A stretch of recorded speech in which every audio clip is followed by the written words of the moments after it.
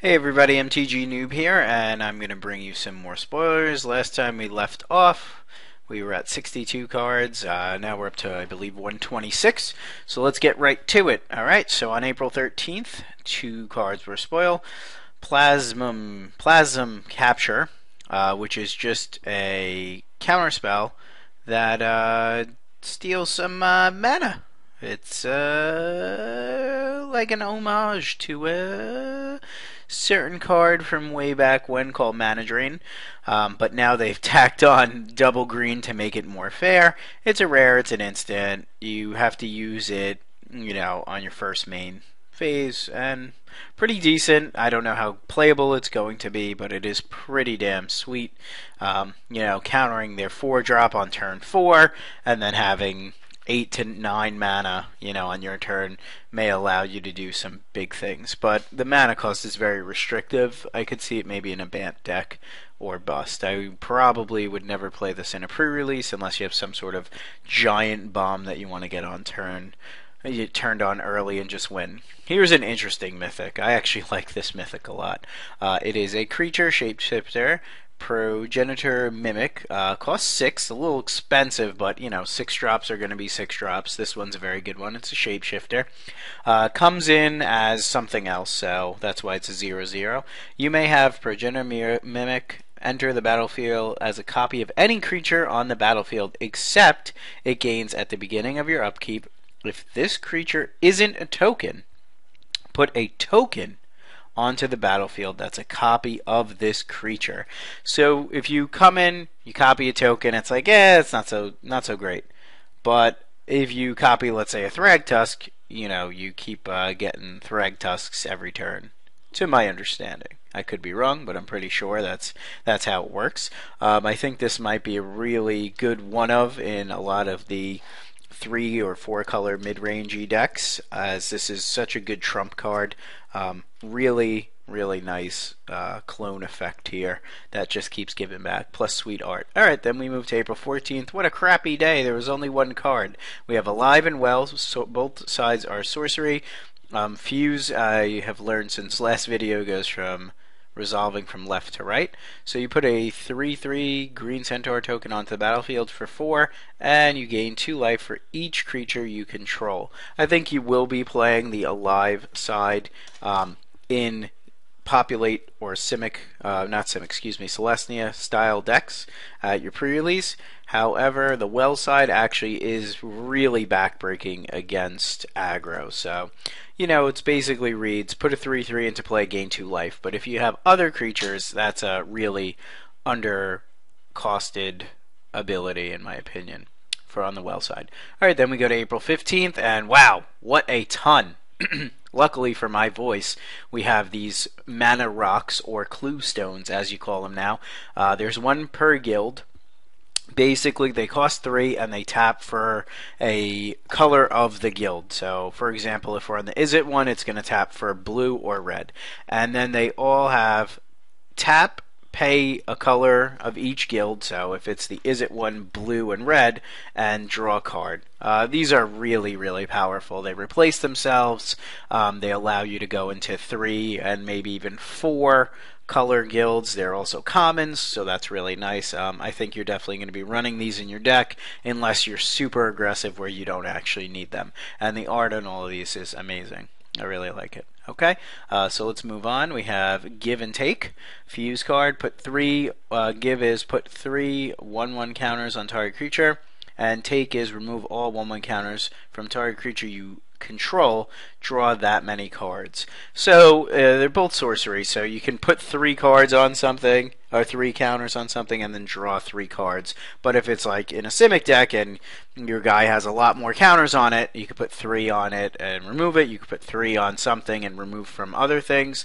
So pretty sweet little card. I think you are going to be playing it, but I don't think it's good for 6 casting cost to, really more or less pay 6 to draw 3 cards. However, with these cards you can only play half of them, so if you want to do that, go for that.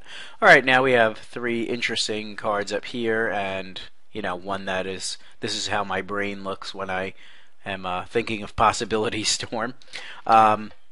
Enchantment for 5, 3, and double red, rare. Whenever a player casts a spell from his or her hand, that player exiles it. Then exiles cards from the top of his or her library until he or she exiles a card that shares a card type with it. That player may cast it without paying its mana cost. Then he or she puts all cards exiled with Possibility Storm on the bottom of his or her library in a random order. Whew!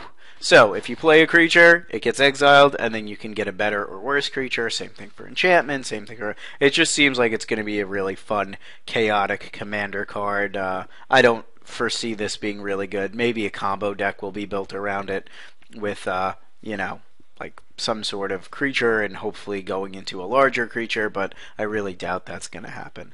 Alright, here we go. Tajic, Blade of the Legion, is going to be an all-star in the pre-release, but I don't feel is going to be very constructed playable. He is an indestructible forecasting cost legendary human soldier at rare. That's a 2/2, and he gets battalion whenever he attacks with 2 other creatures. He gets +5/+5. So I think he's going to be great in limited, but terrible in constructed. Him being indestructible is... It's okay, it's pretty good, but when you think about it, at forecasting cost, there's so many other things that you want to be doing. Maybe he makes a deck as a one-of, but like he's too slow for the Naya Blitz decks. He's not as good as the other forecasting cost stuff in Naya, like Huntmaster and Resto Angel. So he might be good post-rotation, but remember, he dies to things like Tragic Slip and any X spells. So not the greatest, but I still kind of like him. Let's talk about these 2 mythics here. I think they're both pretty crazy. Savageborn Hydra is X, red, and green for a mythic 0/0 double strike Hydra. And it enters the battlefield with X 1/1 counters on it. So the fact that they made this completely fairly costed is pretty bonkers. But then they put a 1 hybrid green red, put a 1/1 counter on it. Only anytime you could cast a sorcery. So they kind of, threw that on there to down everybody's party. But I think this card is just going to single-handedly win games, make opponents crazy. If you somehow give it, evasion, it's just nuts. But it just eats their board. Like, even if I played this as a 3-drop and it's a 1/1 double striker, then next turn I have a 3/3 double striker. Then the next turn after that I have a 5/5 double striker. And, your opponent is just sad. So this guy's going to be really good. He's going to be great in 3-color decks as well. So if you open him, you should try to play him and just make opponents sad. Then you have Legion's Initiative, which I think is going to be a really big standard staple coming up. So you might want to get your playsets. I have not, since I don't play Paper Magic as much anymore. But the abilities on this card are pretty nuts. First, it costs 2. Red, white. Alright, fine. That's a good casting cost for an Anthem effect. We all remember like Honor the Pure and things of that nature at 2, Intangible Virtue. All those things. However, red creatures get +1 and white creatures get +1 to toughness. So +1 power for red, +1 toughness for white. So if you have red-white creatures, a la Assemble the Legions, they're going to be 2/2s. So that's pretty nutty. But the big thing on this card is it allows you to blink your team and do all sorts of shenanigans. So you want to Wrath my board? I have white and red up. Okay, sure, Wrath. Boom, done. My guys are bounced back. I just blink them and then they come back into play. You want to Alpha strike me or do something crazy? Fine. I just blink my guys, they come back in and they can get their blocks on. So pretty crazy.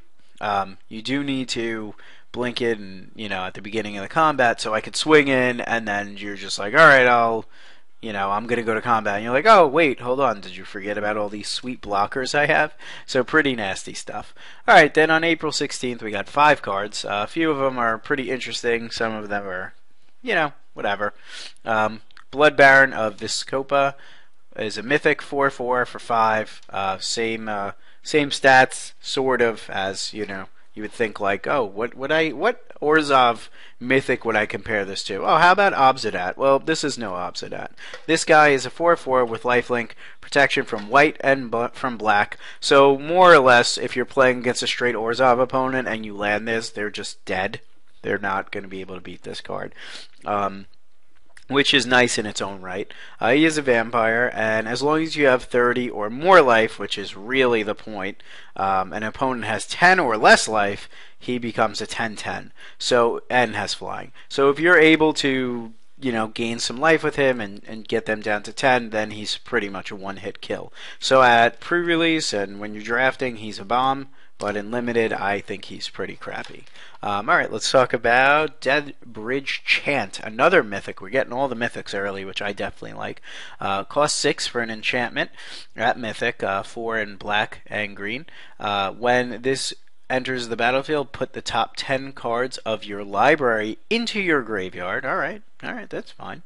At the beginning of your upkeep, choose a card at random in your graveyard. If it's a creature card, put it onto the battlefield. Otherwise, put it into your hand.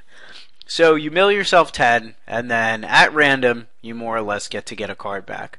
I think this is good. I would not have this in my deck against Demir at the pre-release, but I think it, gets the combo kids getting their brain thinking like, how can I abuse this? I want to abuse this. It's so cool. I abuse this. I think it's not going to be very abusable because it's at random, and that's not great.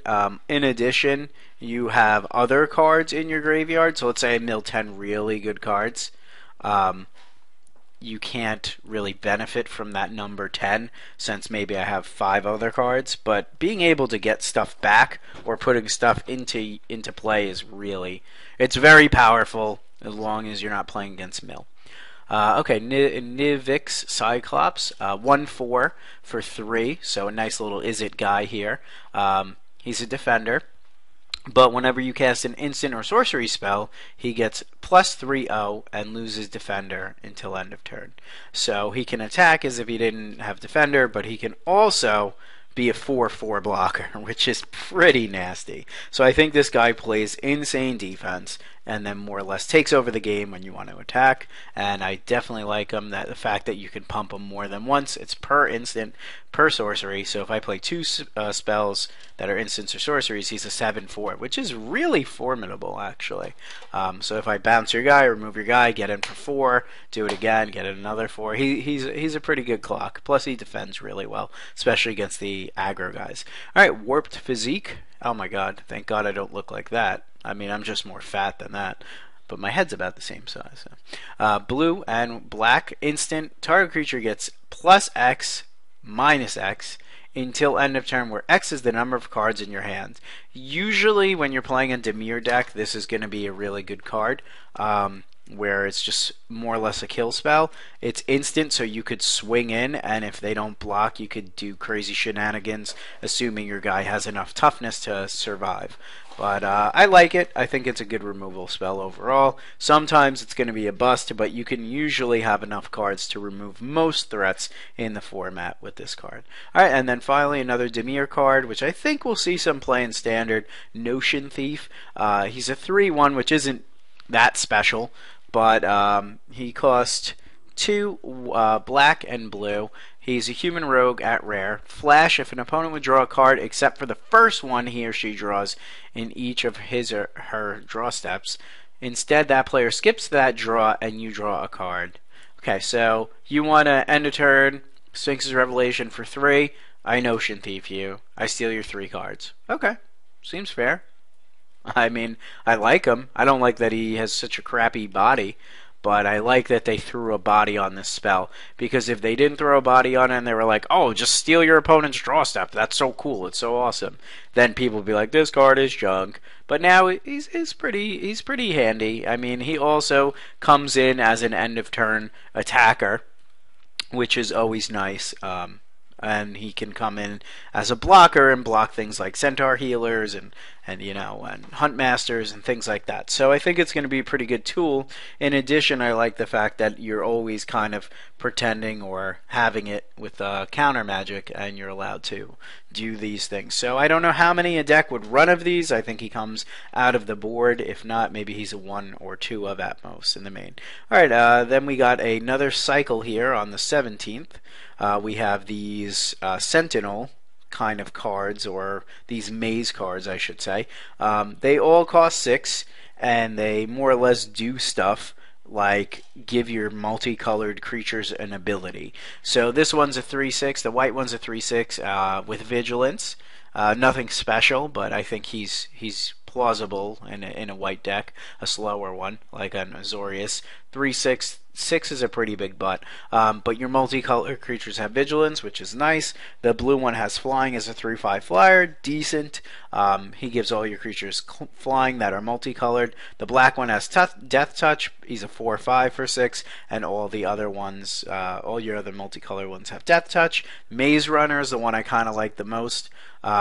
He's a 6/3 haster, so he's pretty impactful when he hits the board himself. And then all your multicolor haste creatures have haste. And then the green one's pretty good too. It has trample, and it's a 5/4 for 6, and it gives your other multicolor cards trample. So, a pretty good set of cards. I think you'll probably run these at the top end of your curve if you're lacking bombs or you're very heavy multicolored. If you're not lacking bombs and you can play better stuff, I think these sit in the board at the pre-release. They have no standard application that I know of. Alright, let's talk about these 5 cards right here. We have an Uncovered Clues, which is weird. It's a sorcery for 3. Look at the top 4 cards of your library. You may reveal up to 2 instants and or sorcery cards from among them, and put the rest revealed into your hand. And put the revealed cards into your hand. Put the rest on the bottom of your library in any order. So more or less, you can pay 3 at sorcery speed to have a divination that digs you 2 cards deeper. However, it just more or less does not allow you to guarantee hits with your cards, which makes me kind of sad because it's not going to be great. I mean, odds are you're going to hit out of those 4 cards, land, maybe a creature, and maybe you'll get lucky and hit 1 to 2 spells. But that's in comparison to something like, the hell was that card? I was just thinking of it. The other blue instant one that has flashback. You know what I'm talking about. In comparison to that one that allows you to pick 1 of 4 cards at instant speed, it's much better. I'm sorry. I'll remember the name when the video's done. I'll be like, oh crap! I should have known, because I remembered it and then I just started talking, went off on a tangent. Alright, well maybe I'll remember it. Anyways, let's move on. We're going to save this Vishano guy for last out of this set. Well, actually, maybe second to last. Amara Tandris, 5/7, rare for 7. It is 5 green-white legendary creature, elf shaman. Prevent all damage that would be dealt to creature tokens you control. Yeah, I mean it's a nice little overrun effect at 7.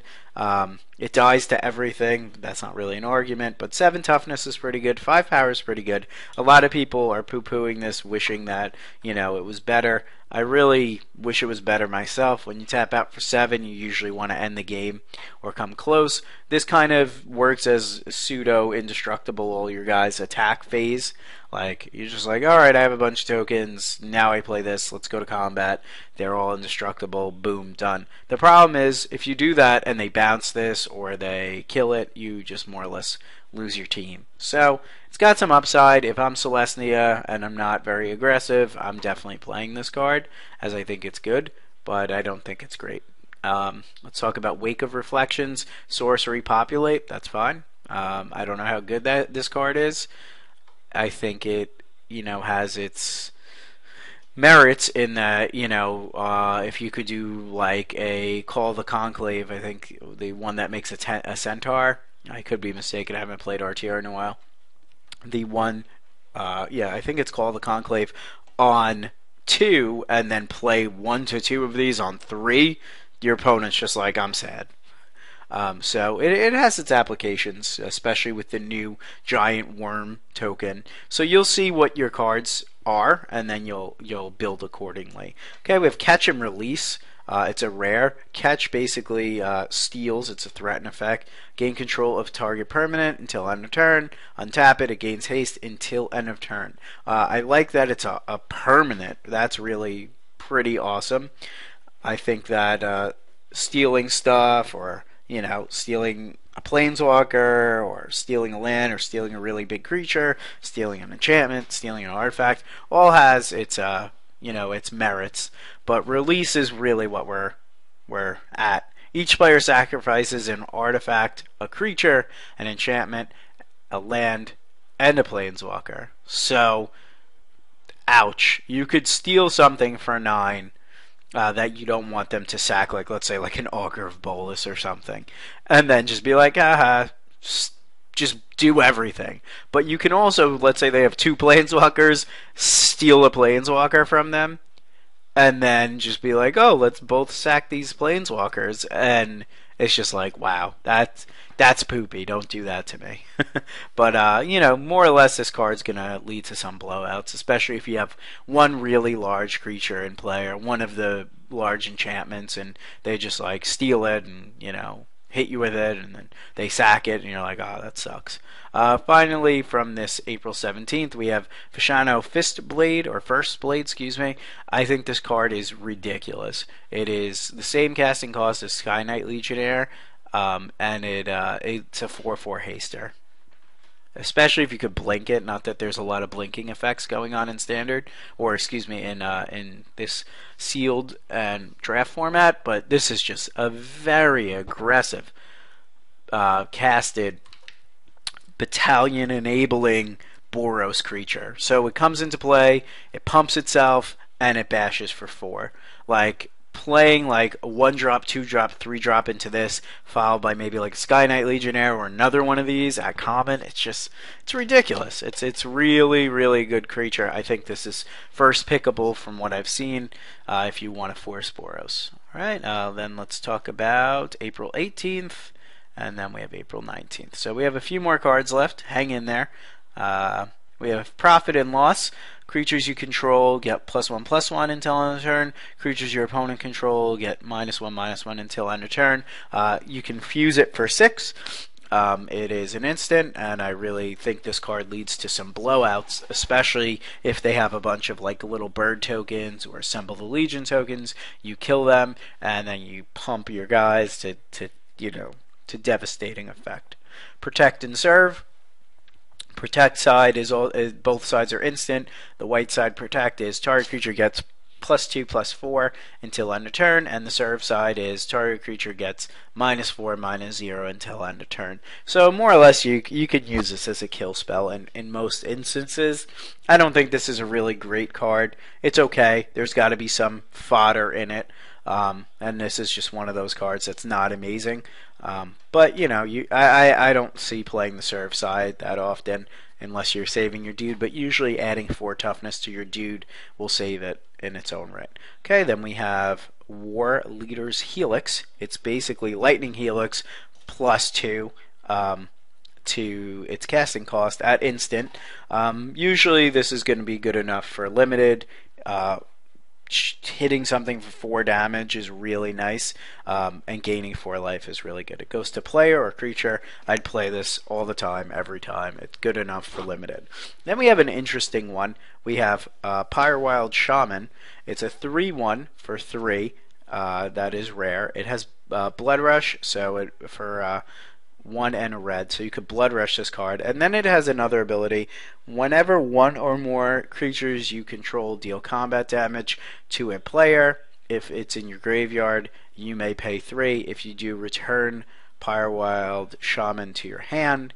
I really like that because it's pretty much a reusable Blood Rush. It's excellent, especially with First Strike. If you have the mana up, you could throw it away, hit with your First Strike guy, get it back for 3, and then throw it again for your normal combat guy. So keep that in mind. It also +3/+1 is nothing to scoff at. Then we have Down and Dirty. Target player discards 2 cards. Meh, not great. Added 1 to Mind Rot. Dirty is return target creature from your graveyard to your hand. Seems playable at sorcery. I think the dirty side is good if you have like a crazy Gruul Bomb or something like that. Okay. Then we have Skyan of Vitu-Ghazi and Skylasher, which I think were both spoiled. I think this is the 2/2 Flash Spider. That's Pro Blue for 2. This one I don't remember. I'll get back to you on that one. And then you have Ready and Willing, which more or less says instant creatures you control are indestructible this turn. Untap each creature you control. And then the other side says creatures you control gain Death Touch and Lifelink. This, I believe, is a... Is it a rare? Because it's pretty nasty either way. I think this one's a rare. Then we have Reap Intellect, which is a crazy mythic. That's basically X2 black blue.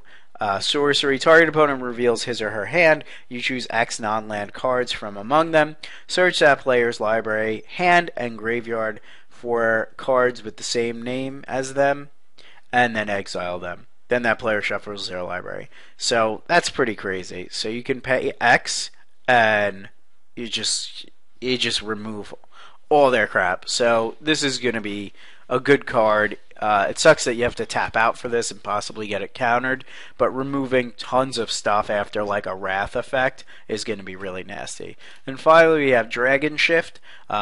Until end of turn, target creature becomes a 4/4 dragon. It loses all its abilities, but it gains flying, and you can overload it for 7. So I think it's going to be a really nice combat trick. I think making all of your unblocked dudes into dragons for 7 is really, really nice. Alright, I'm going to pause the video quick and try to head over to Salvation and see if I missed anything. Hang in there, guys. Alright, so we switched from Mythic Spoiler to Salvation. Now we're going to be talking about the Scion of Vitu-Ghazi. 4/4 flyer. No, excuse me, it doesn't fly. I thought it flied. I thought it flied. Holy shit, I'm stupid. I thought it flew. It's a rare elemental, 3 white for 4/4. If you cast it from your hand, put a 1/1 white bird creature token with flying onto the battlefield, then populate. The good thing about that is it allows you to make things. The bad thing about it with the flavor text, or not the reminder text, you can't blink this and get the populate and things like that. So it's good. It's 6 power for 5 mana. I'm going to play this all the time. I don't think it has a home in Standard. There have been some comparisons to Geist Honor Monk, but this one is just a 4/4. It doesn't grow. You can populate other things, which is also nice, and good stuff with that. Okay, let's talk about Hidden Strings at blue. You may tap or untap target permanent, then you may tap or untap another target permanent. Very nice, and it has Cipher. So this does a lot of things. It is a sorcery, so it allows you to get a little bit blown out, but tapping or untapping things, and then tapping or tapping another things is really, really strong. Then we have Aetherling, which is a homage to Morphling with extra casting cost. It's a 4/5 mythic, rare shapeshifter for 6. It gets to exile and return it to the battlefield under its controller's under its owner's control at the beginning of the next end step. It's unblockable, and you could pump it and shrink its toughness, or you could shrink its power and pump its toughness. So you're definitely going to be playing this if you're playing blue all the time. Alright, talked about that. Talked about that. Talked about that. Okay, just making sure I get everything. Crypt Incursion. I like this card a lot. 2 and black, instant exile all creature cards from target player's graveyard. You may gain 3 life for each card exiled this way. So against Reanimator, this is a really strong card. They don't always put things that you want to get in the graveyard, so it's situational, and I don't think it's the best graveyard hate. But it's really good in limited against like Scavenge and things like that. Aggressive decks that, tend to have it. You can also hit your own graveyard to gain a ton of life, which is nice as well. Okay, so then we have Pontiff of Blight is a 2/7 for 6. 7 but is insane. It's a zombie cleric at rare. And all your other creatures have extort. So realistically, you play this, you're probably going to win. Let's say you have 3 creatures, you pay a 1-drop or 2-drop, and then you pay 3 for extort, and you just keep extorting. And it's very hard to remove a 7 toughness guy. Okay, I talked about this. Okay, we talked about all these things. A's Behemoth. Nope, talked about this. Talked about this. Skylasher. Okay, this was the one. It doesn't cost double green. Skylasher is 1 and green. Spider, flash can't be countered. Reach and protection from blue. So it really wants to hose cards like Delver of Secrets, and it wants to hose cards that are just more or less blue. I mean, anything Snapcaster, you flash it in on a turn. I flash this in, I block, and you look sad. The fact that it can't be counters is really nice. It's more or less one of those like kind of hate bear-esque kind of guys. So hanging in there. All right, let's talk about Beetle Form Mage. It's 1 green blue. It's a human insect wizard, and it is a 2/2 at common. When you can pump it, but you can only animate this once per turn, or activate this once per turn, and it gets a 2/2 pump and flying. So it's great on offense. A 4/4 flyer on turn 4 is really nice, or a 4/4 defender on turn 4 is really nice as well. Blast of Genius is choose target creature or player, draw 3 cards, then discard a card. Blast of Genius deals damage equal to the discarded card's converted mana cost to that creature or player. So you get to draw 3 cards, and then you get to get rid of something, and if that something is really large, you get to deal it to a creature or player and punch them in the face with it. It's a sorcery, and it costs 4 blue and red. It's an Is It card at uncommon. I really do kind of like it. I think it's pretty sexy. Alright, let's scroll back down. Sorry for the scrolly delay. I know it's a pain in the butt.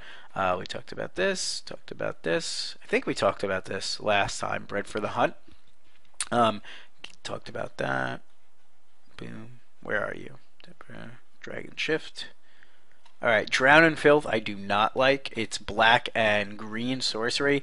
Choose target creature. Put the top 4 cards of your library into your graveyard. Then that creature gets -1/-1 until end of turn for each land card in your graveyard. This card's terrible.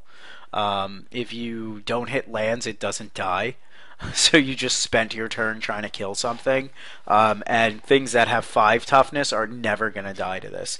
The only time this is really applicable is post-combat, I would say, where you want to shrink something that has damage on it already and kill it like that. I don't know if that's going to be possible, but hey, you might as well try it, right? Okay, Flux Charger. Creature type weird. It's an uncommon Is It creature for 2 blue and red, so it costs 4. It's a 1/5, and whenever you cast an instant or sorcery spell, you may switch Flux Charger's power and toughness until end of turn.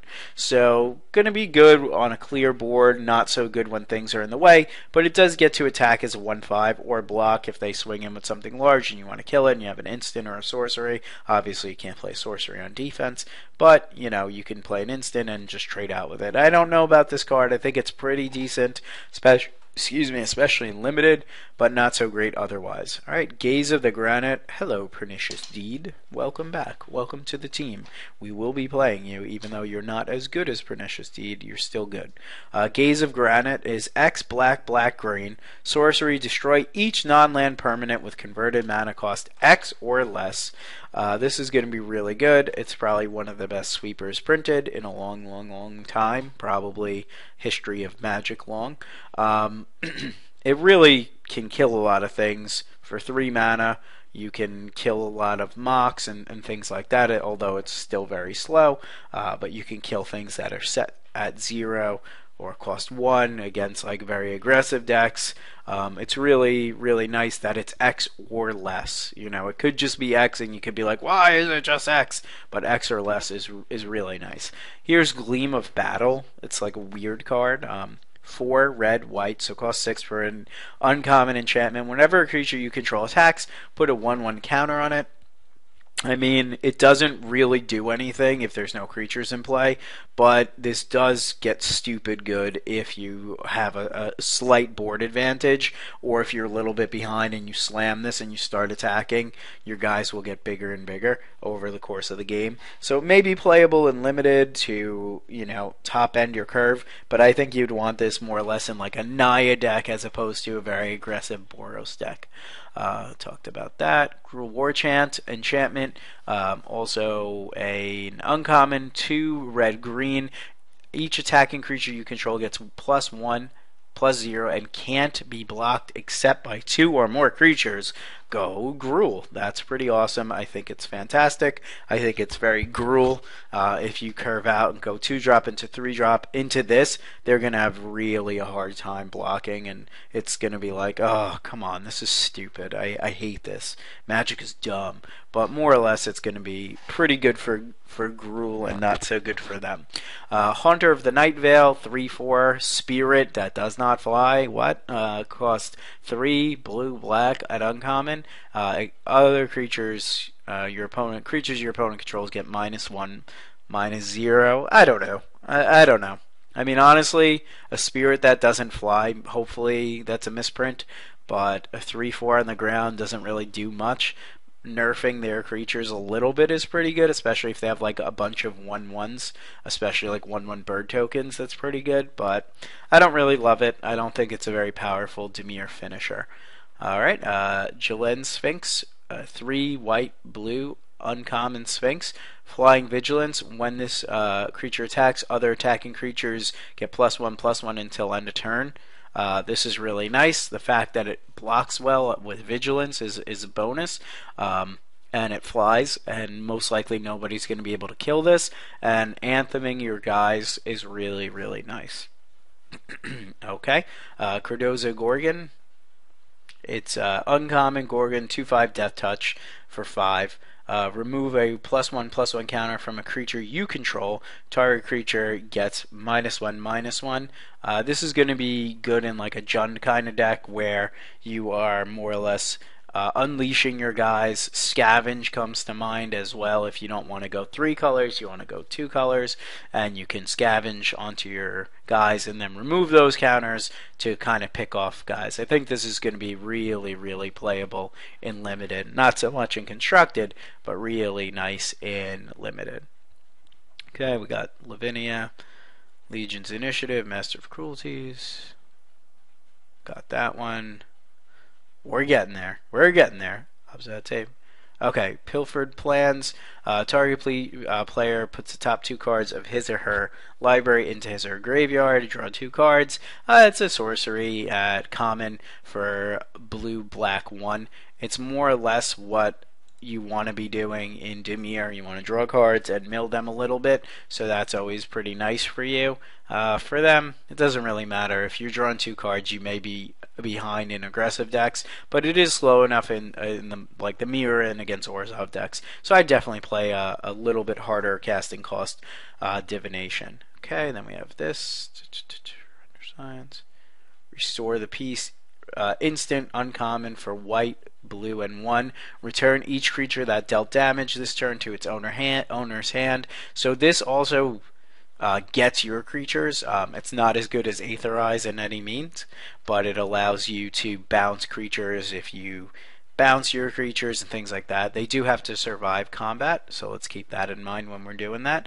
I think it's okay. I don't know how great it's going to be. It seems good in the fact that you are Azorius. You're probably a little bit slower unless you're a tempo build, but truth be told, you don't really want to be taking damage, but they do. Its damage doesn't have to be to a player, which is nice. Okay, got that. Species Gorger. I like this card a lot. It is a 3+1/+1, so 5 casting cost. Frog Beast at uncommon for a 6/6. At the beginning of your upkeep, return a creature you control to its owner's hand. This is really good. You can bounce it. You can block and bounce this guy. You don't really want to do that because the 6/6 is pretty trumping of everything else at 5 in the format. More or less, that's not rare or mythic, but it does allow you to buy back cards that will reset and grow your evolve creatures. So I could bounce something and recast it, and then I can, keep bouncing this if I really wanted to keep evolving my creatures. But I think once he's in play, you want him in play. He's only bad if you have like two creatures in play, and then they kill one of the other creature, and then you have to bounce him, and then you're like super behind, and you're not happy. Um, uh, Tithe Drinker is a 2/1 flying life. Excuse me, 2/1 lifelink extort vampire for white and black. I still think this gets played. Anything at the 2-drop that extorts is usually pretty good, especially when it's lifelinking itself. The fact that it doesn't fly and it's a vampire makes me sad. I would have liked to see it flying, but then I don't think you can cost it this much. Like I think it might have to have might have to be more or less like a pet type creature, like a Kingpin's pet. But this one's still pretty decent. I would play it in a Norzhov deck in a heartbeat. Then you have some more things, and then we're almost done. Hang in there if you're still with me. We have Unflinching Courage. Costs 1 white green for an aura. Enchant creature gets +2/+2 and has trample and lifelink. This reminds me of Armadillo Cloak, as I'm sure it does remind most of you of Armadillo Cloak. Let's throw it on. I think this card is going to be really annoying to play against. It's the perfect Celestia card. It's like, oh, really, dude? I can't beat this. You are setting yourself up for 2-for-1s, but throwing this on like a 5/5 that they were going to chump block with a 2/2 and survive a turn and trampling over and gaining a bunch of life just seems so nasty. It doesn't give your guy Shroud, which is unfortunate, but that would just be stupid broken. Last time we talked about Voice of Resurgence a little bit. I wanted to just make sure I cleared it up. I know I said I didn't really know how good this card was, but apparently it's very good as just a 2/2 bear. It allows Control to have to play spells on their turns, which they never really want to do. They want to play spells on your turn. It also does allow you to have a little dude after they sweep, but not so much where you want that to happen, but I think making them play a fair game of Magic is really good, and it fits nice at the 2-drop spot as a bear. So hopefully you'll open some of these because I think they'll be worth some money. Okay, then we have Woodlot Crawler, blue black, 2/1 protection from green Forest Walk. So it's kind of like, oh, you had protection from blue before, well now we have protection from green, suck it, and Forest Walk. So Woodlot Crawler does some things, but it is what it is. I don't think you want to be beating down with a 2/1 against any other decks in Demir that don't have Forest in them. If you're not playing against green, this card's pretty trashy. Okay, we talked about that. Spike Jester is a 3/1 haste for black and red. What? Rakdos? Come on, man. Rakdos, you nerd.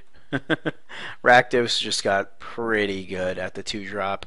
I mean, having the Gorehouse Chainwalker plus this guy is going to be like very, very hard to deal with. I mean, if the fact that he's uncommon is like somewhat of a saving grace, because if he was common, I think everybody would just be like, oh, I'm just playing Rakdos.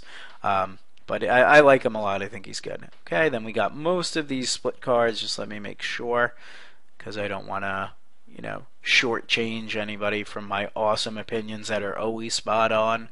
Oh, sarcasm meter. Oh, here's Ready and Willing. Yeah, let's just discuss this one a little bit more.